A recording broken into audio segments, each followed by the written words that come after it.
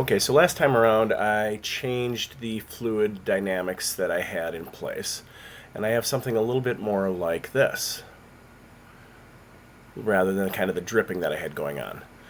Now, since then, just discussing changes rather than going back into it, a couple of things that I have done is so on the splash, one of the things I did was I changed the behavior from just geometry to inflow, and that creates much more, sort of a much larger field of where the potential water is. The other change that I made was I changed some of these values right here on the initial velocity. If we go down to initial velocity, which I have checked, I took the Y up quite a bit. I might even take it up a little bit more because I wouldn't mind it actually kind of hitting this item and being affected by that. Now, plenty to be done here. But one thing I'm thinking about is, because it's sort of existing within this container, I like the idea that it's sort of flowing out into a larger area, at least in spots. So some of that I wouldn't mind keeping. However, that's a little too much and it's a little too geometric. So I think the next thing that I'm going to do is I'm going to put in another item or two to affect this, to just kind of break that up a little bit. So I'm going to pause this. I'm going to go back to the opening frame. And I think what I'm going to do pretty simply is I'm going to take the splash item, and let's get it from a side view kind of. And what I'm going to do is I'm just going to do a Shift D to duplicate. And then I'm going to move it right about here. And let's just get it from more of a front view. But my thinking is, we have something that's right here in this general area that's affecting the water that's hitting it. Let's go ahead and we will disable that in the render so that that shouldn't show up. And I'm going to change this from being an inflow to being an outflow. So basically the idea is that the particles that hit it, the liquid that hits it, will dissipate. And then hopefully we end up with a nice little area right here where this high spot is that sort of basically looks like it's deflecting the water. Now let's do the same thing in a couple more spots.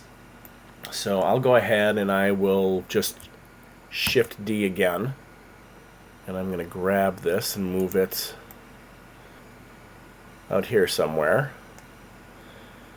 I'm going to grab it and move it in this general area. So anyway, let's scale this up a little bit. Yeah, just have it kind of occupying that space. And then I think we'll do the same thing. We'll do Shift D, and we'll move one over here.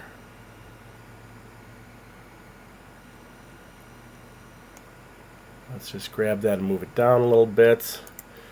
And let's scale this one down. Let's just grab that and move it right about here.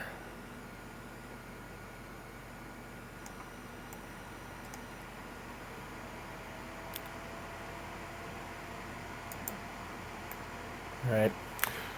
So the idea being that I've got these spheres that will be quietly sitting in the spots where it's a little bit lighter, where the ground is a little bit lighter. And when the water hits them, hopefully that will help the water to dissipate at those points.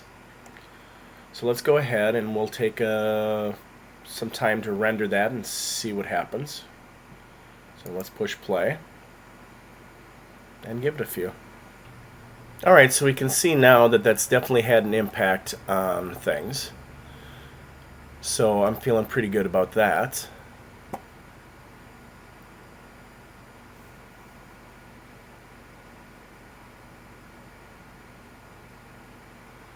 As the water hits right there, it dissipates. You can clearly see that. Same thing, that as water hits these different spheres that we have in place, that seems to be dissipating too, which means that the result is a lot more naturalistic. It's less obvious that it's hitting the edge of a cube, as represented by the splash domain. So actually, for the moment, now that things are working, I think I can just go ahead and hide these items. And I should continue to get the same effect unless or until I make any substantive changes. And that's looking a lot more organic. So I think for the moment I'm going to go with something along these lines.